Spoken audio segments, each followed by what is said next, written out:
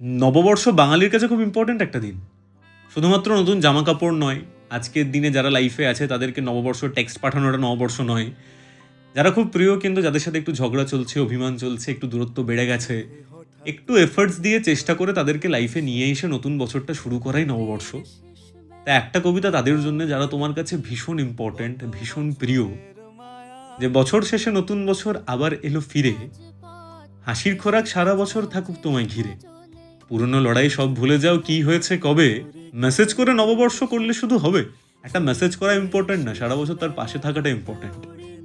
নতুন বছর খুব ভালো হোক, দুঃখরা যাক দূরে, স্বপ্ন পূরণ ঘটতে থাকুক নতুন করো সুরে, সুরেই তো সব জীবন বাঁধা, থাকুক তাতে আলো, ভালো ভালো ভাবলে নাকি সব হয়ে যায় ভালো, ভালো মানুষ খুব বেড়ে যাক তোমার আশেপাশে, তারাই শুধু থাকুক যারা সত্যি ভালোবাসে, কিন্তু তাদের পেয়ে যেও না ভুলে, আমিও আছি দলে, মাঝে মধ্যে খবর নিও, তাতেই আমার চলে।